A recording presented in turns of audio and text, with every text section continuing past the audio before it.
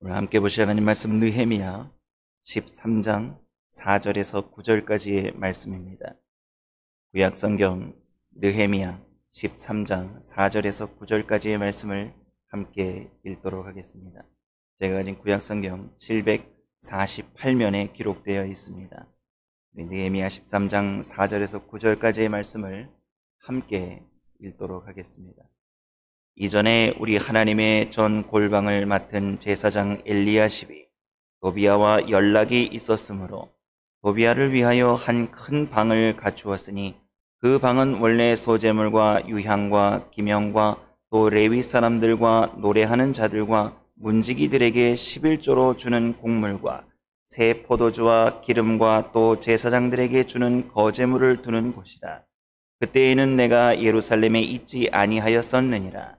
바벨론 왕 아닥사스다 32년에 내가 왕에게 나아갔다가 며칠 후에 왕에게 말미를 청하고 예루살렘에 이르러서야 엘리야십이 도비야를 위하여 하나님의 전뜰에 방을 갖춘 악한 일을 안지라. 내가 심히 근심하여 도비야의 세간을 그 방 밖으로 다 내어 던지고 명하여 그 방을 정결케 하고 하나님의 전의 기명과 소제물과 유향을 다시 그리로 들여 놓았느니라. 아멘. 참 하나님의 헤아릴 수 없는 은혜 앞에 구원받은 백성이 되었습니다. 주님을 따르는 제자가 되었죠. 주님을 따라가기로 하고 그리스도인으로 살고 믿음을 가지고 주님 나라를 위해 산다고 우리가 믿음을 갖고 결단을 하고 부름을 받았죠. 그러면 이제 그 말 안에는 이런 것도 포함되어 있지 않겠습니까?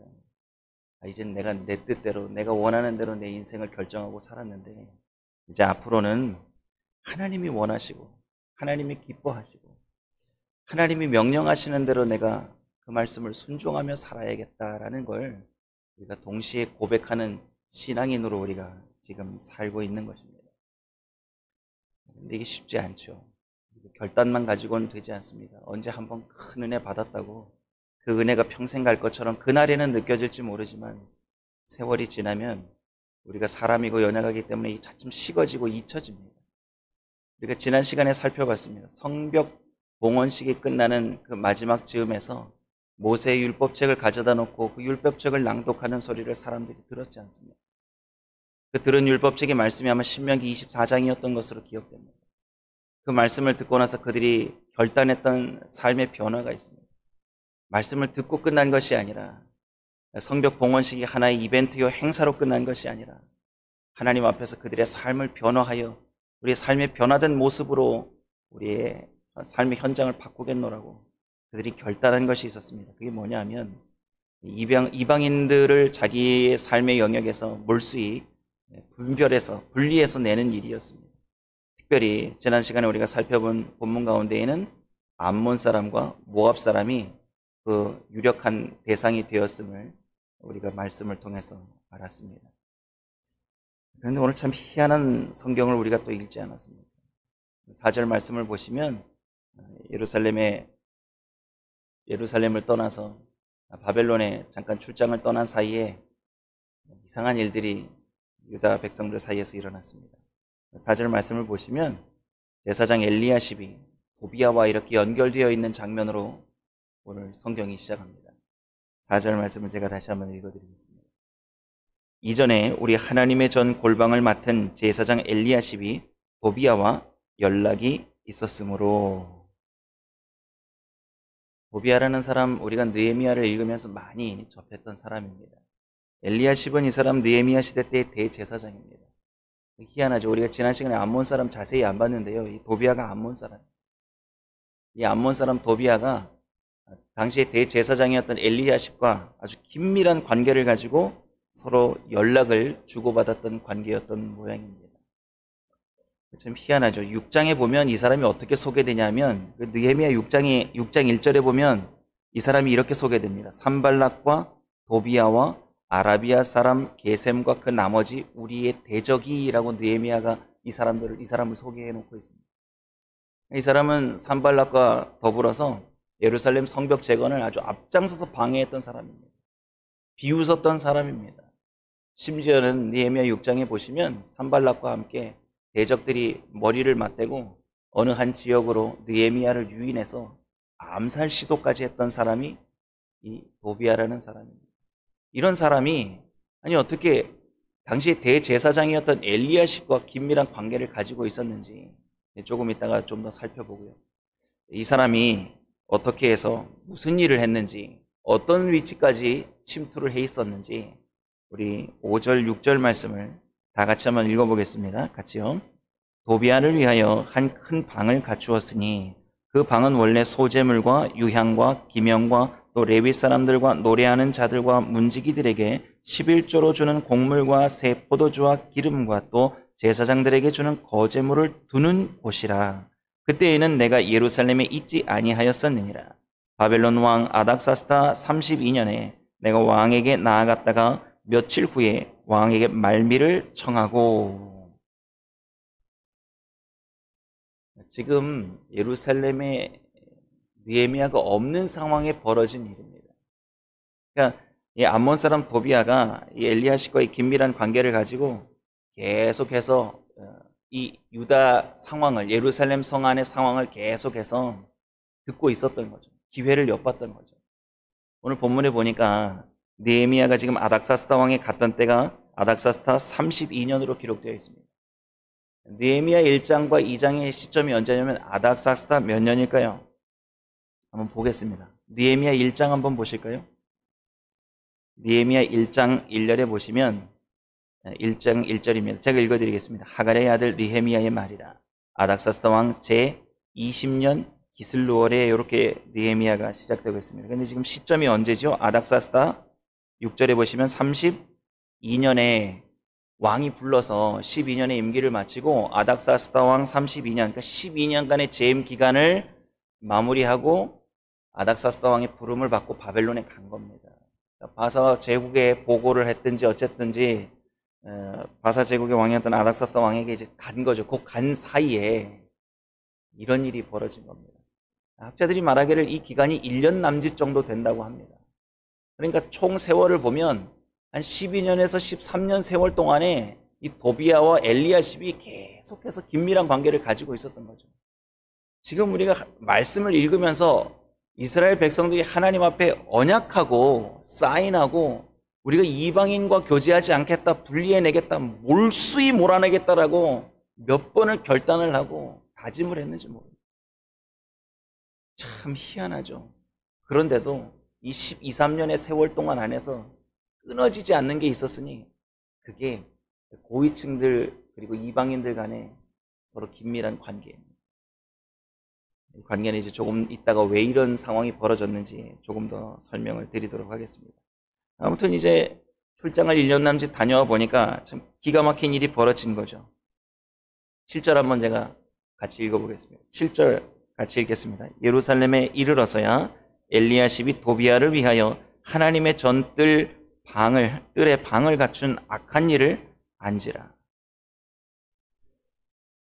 이러면 안 되죠. 이러면 안 됩니다. 엘리야십이 누굽니까? 이 사람 대제사장입니다. 종교 지도자입니다.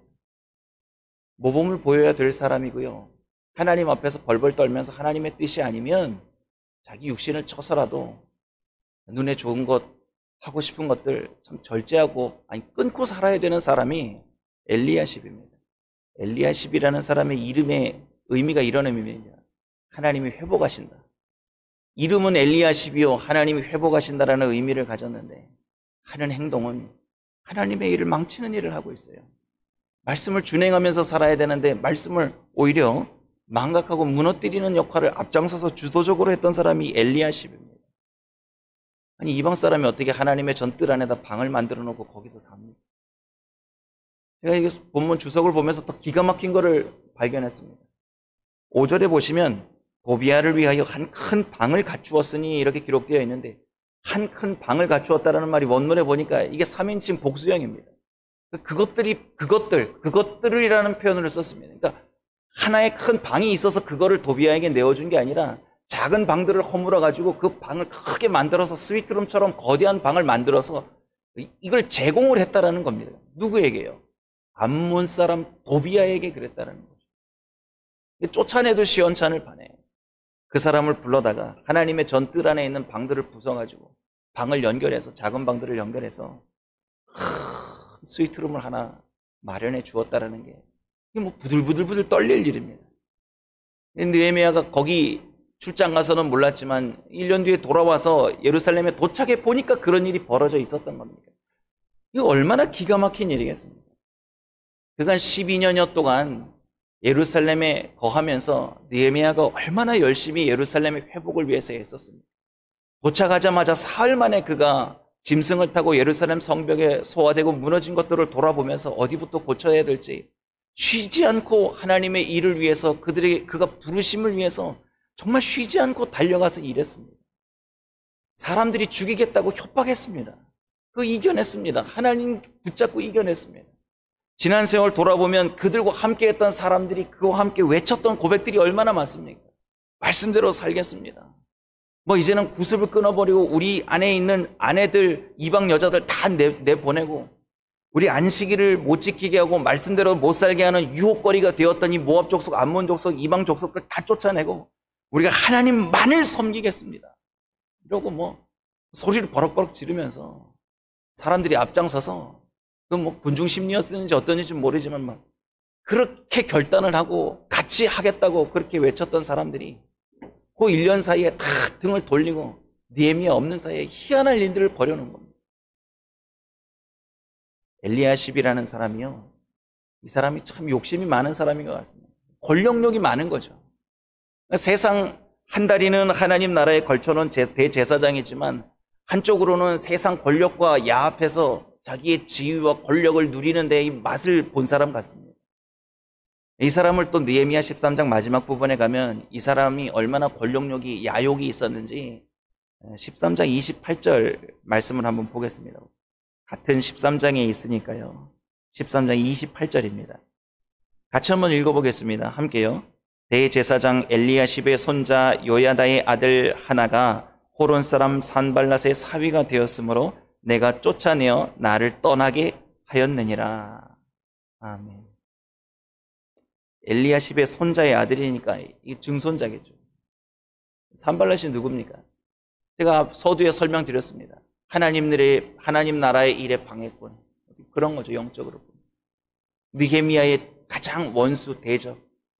하여튼 유다 백성들이 하나님 앞에 뭘 한다라고 하면 뭐 방해하려고 혈안이 되어 있었던 그런 사람하고 엘리야십이 사번지가. 참 느헤미야가 얼마나 고독했는지 저는 그 고독감이 느껴졌습니다. 하나님의 일을 위해서 열심히 긴 세월 동안 뛰고 또 뛰고 손이 닳고 발이 닳도록 하나님을 위해서 열심히 살았는데 주변에 지도자라고 하는 사람들이 다 느헤미야랑 등을 돌리고 산 겁니다. 그 배신감이 얼마나 컸을까. 여러분, 하나님 일 하는 거요, 열심히 하나님의 일을 하고 이것만이 살 길이고 하나님이 원하시는 길이라고 달려가도요, 돌아보면 자기 혼자 서 있을 수도 있습니다. 그럼 신앙은 외로운 겁니다. 하나님 말씀대로 살아드리려고 몸부림치면 몸부림칠수록 어떻게 보면 진리는 우리를 고독하게 만듭니다. 우리를 눈물 짓게 만듭니다. 애매하게 억울한 일도 당하게 하고요, 어떨 때는 죽일 놈을 만들어 놓을 때도 있습니다. 하나님을 위해서 열심히 사는 것 같은데 사람들이 손가락질할 수도 있습니다. 그때에 우리가 느헤미야의 서를 펼쳐놓고 느헤미야의 마음을 읽어야 됩니다. 아, 이럴 수 있구나. 참 하나님의 말씀을 준행하고 산다는 게 고독한 길이구나. 끊임없이 싸우는 길이구나. 느헤미야가 지금까지의 경험으로 본다면 여기서 도비야를 당장 내치면 도비야가 또 무슨 음모를 꾸밀지 모르는 일입니다. 뭐 암살 시도를 한번 했던 사람이고 틈만 나면 올라와서 느헤미야를 어떻게 해버릴 수 있도록 준비를 갖출 수 있는 그런 권력자였습니다. 근데 느헤미야가 그런 걸 굴하지 않습니다. 세상 권력 앞에 무릎 꿇지 않습니다. 오늘 8절 9절 말씀을 보시면 느헤미야가 얼마나 결단 있게 행동하는지를 우리가 볼 수 있습니다. 우리 8절 9절 말씀을 함께 읽어보겠습니다. 내가 심히 근심하여 도비야의 세간을 그 방 밖으로 다 내어 던지고 명하여 그 방을 정결케 하고 하나님의 전에 기명과 소제물과 유향을 다시 그리로 들여 놓았느니라. 아멘. 어두에 말씀드렸지 않습니까? 우리가 하나님을 위해 살도록 하나님의 백성으로 부름을 받았습니다. 그리스도인이 됐다는 말이 뭡니까? 예수님의 가신 길 따라서 살겠다는 제자의 삶을 살겠다고 우리가 주님의 부르심을 받은 사람 아니겠습니까? 그럼 이제 그 뜻대로 살아야죠. 뭐 돈으로 유혹을 하고 권력으로 유혹을 해도 그 앞에 굴하지 않고 하나님의 뜻이 아니면 내 쳐다보지도 않으리. 이런 결단을 우리가 늘 해야죠. 반대로 우리에게 것을 다 뺏어간다고 협박을 하고 그거 우리를 목죄듯이 막 다 뺏어간다 해도 나는 하나님 한 분이면 됩니다. 하나님만 계시면 세상에 좋은 것들 다 잃어도 괜찮습니다. 우리가 그런 고백을 좀 해야겠죠. 오늘 느헤미야를 보면서 우리가 좀 그런 다짐을 해봐야 되지 않겠습니까? 오늘 우리가 마땅히 버려야 될 것이 있지 않겠습니까? 내가 오늘 이제 그런 생각을 좀 우리가 해봐야 될 거라고 좀 묵상을 해봤습니다. 내가 버려야 될 게 뭔가? 내 안에 지금 도비아처럼 자리 잡고 있는 게 뭔가? 내가 지금 이게 정말 중요한 거라고 생각하고 거기에 마음을 쏟고 시간을 들이고 정성을 들이고 내가 그것을 이렇게 갖추어 놓고 있는 그런 것들. 엘리야십처럼 내가 좀 편하기 위해서, 내가 세상적인 사는데 편리함을 위해서 내가 놓지 못하는 그 끈들, 뭐 학연이 되었든 지연이 되었든 권력이 되었든 돈이 되었든 그 무엇이 되었든 하나님이 원하지 않으시지만 그것이 내게 유익이 될 거라고 생각하는 그 무엇이 우리 안에도 있지 않겠습니까? 우리도 이제 그거 버려야죠. 뭐 이 성경을 읽고 우리가 어떻게 이 날을 그냥 보내겠습니까? 오늘 하루 동안 이 말씀을 묵상하시면서 버려야 될 것을 좀 찾아보시길 부탁드립니다. 또 하나는 제자리에 있어야 될 것들을 다시 그 자리에 갖다 놔야 된다는 거죠. 제가 말씀드렸지 않습니까? 그 작은 방들에 모여있는 하나님의 제사에 하나님께 예배드리는 데 필요한 것들을 갖다 버리고 그 자리에 도비아의 방을 마련해 준 거였습니다. 그러면 우리가 놓치고 있었던 것들, 우리가 하나님의 뜻이라고 알면서도 이렇게 외면했던 것들을 다시 제 자리에 갖다 놔야 될 시점이 오늘 이제 본문을 지나면서 우리가 생각해 보아야 될 문제입니다. 그래서 오늘 이 하루가 지나시기 전에 내가 지금 첫사랑의 은혜와 감격을 잃어버리신 분들은 내가 처음 받았던 그 은혜와 감격을 회복하리라. 제자리에 내 신앙을 돌려놓으리라. 오늘 온종일 이러한 생각들로 이 말씀을 좀 묵상해 주시기를 부탁드립니다. 기도하겠습니다. 하나님,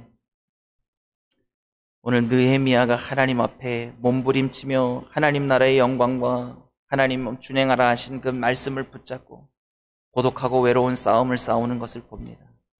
우리도 때로는 신앙생활하면서 하나님과의 그 긴밀한 관계 덕분에 세상에서 많은 수치를 당할 때, 손가락질을 당할 때 참 우리가 마음에 괴롭고 아플 때가 있습니다. 그럼에도 불구하고 우리가 하나님의 뜻이라면, 하나님의 말씀이라면 순종하고 살겠다라고 부르심을 받은 성도요, 그리스도인이요, 주님의 제자가 되었습니다. 오늘 우리가 하루를 살면서 이 말씀을 붙잡고 우리 마음 안에 있는 도비아와 같은 엘리야십의 마음과 같은 우리가 지금 공을 들이고 있고 놓지 못하고 있는 세상적인 것들을 오늘 과감하게 밖으로 내어 던질 수 있는 그러한 결단이 있는 하루가 되게 해주시고 우리의 이 비고 소재된 마음에 주께서 주시는 그 말씀에 깊이 있는 은혜를 다시 채우고 첫사랑의 그 감격을 회복하고 예수님의 성품을 닮아가기 위해 몸부림치고 십자가에 구속하신 은혜를 더 깊이 있게 새기고 나를 희생하여 주님의 몸된 교회를 위해 주님의 뜻을 위해 믿음으로 살아내는 그러한 하루가 될 수 있기를 예수님의 이름으로 간절히 기도드립니다. 아멘.